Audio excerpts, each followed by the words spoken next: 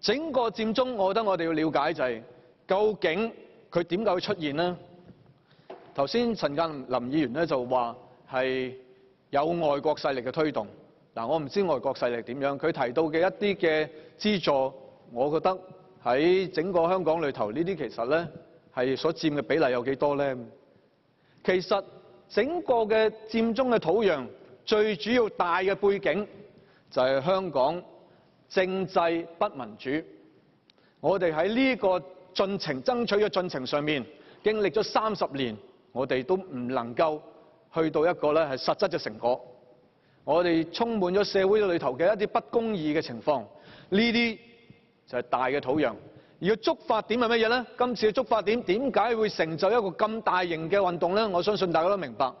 最初嘅1個禮拜嘅罷課，其實我哋主要係喺添美道一個好細嘅範圍裏頭呢，可能有幾千人或者上萬人喺呢度咧進行罷課，進行各種嘅演講啊等等嘅活動。但係後來9月28號嘅催淚彈係迫使咗好多嘅睇唔過眼嘅市民呢係走上街。後來嘅一連串嘅譬如話7個警察打1個市民，亦都令到咧更加多嘅市民覺得應該行出嚟。最多市民行出嚟嘅原因係因為佢哋要保護學生，因為佢哋要爭取真普選。嗱，所以從一個大嘅背景同埋即時嘅觸發因素，我哋其實已經充分可以解釋到咧，整個佔中、整個佔領運動究竟咧係點樣走出嚟。而呢一個咁嘅情況，我哋唔去好好咁去回應佢，而只不過係話喺佢嘅資金來源啊，喺佢嘅一啲嘅即係可能零星嘅一啲衝突裏頭咧，係去嘗試去了解佢嘅話，我覺得呢個完全係個了解切入點嘅上面嘅一個好大嘅偏差。呢個偏差會造成咗可能北京有一個好嚴重嘅錯判，亦都啦係令到我哋今次咧就話，我哋要去調查呢樣嘢。我哋與其去調查呢樣嘢，不如我哋切切實實咁樣去針對嗰個問題嘅根源嚟到處理。個根源就係政制唔民主呢個問題點解決？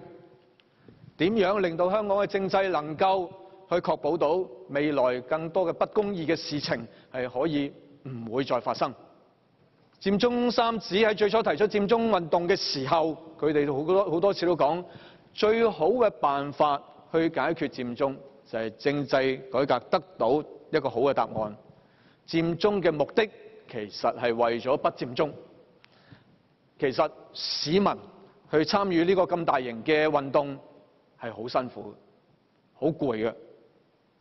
大家我諗都唔會想像到，我哋而家所有嘅市民走出嚟咧，係因為嗰啲物資嘅，佢哋係的確係想要真普選，所以寧願捱更抵夜喺廣場嗰度，或者咧係佢哋自發地做各種各樣嘅一啲嘅即係呢個喺佔領區嘅一啲嘅行動，呢啲全部都係一啲真實嘅佢哋嘅意願。我想講嘅係立法會嘅使命，我哋應該要搞清楚。我哋調查嘅目的亦都應該搞清楚。佔中並唔係我哋首要去關顧嘅問題。我哋首要關顧嘅問題係乜嘢呢？係行政方面究竟有乜嘢問題出現咗？呢啲問題係應該我哋關注嘅。例如梁振英喺最近我哋講喺澳大利亞嗰度攞到嘅一啲嘅酬金，究竟呢啲係咪表示咗佢喺做特首之外做緊兼職呢？會唔會收受咗啲不恰當嘅利益呢？會唔會對佢嘅公正性係有影響呢？會唔會係顯示咗外部勢力嘅另一種嘅形式嘅入侵呢？呢啲問題，我覺得係立法會應該首要去了解調查嘅。如果我哋有充分嘅時間嘅話，我哋當然可以乜都查。但係如果我哋時間唔夠，點解我哋放低一啲咁重要問題唔查，而要走去查佔中呢？所以我覺得我哋必須要了解我哋自己本身嘅使命係乜嘢。到而家，其實好多市民都對於立法會，我哋能唔能夠繼續扮演佢哋心目中佢哋期望緊嗰個角色，發生咗懷疑。因為我哋喺好多時候都唔能夠真真正正發揮我哋監察政府嘅職能。政府嘅一啲嘅腐敗，政府嘅一啲嘅問題已經相當明顯啦。喺咁嘅時候，立法會都仍然唔係去做任何嘢，我覺得呢個市民失望嘅。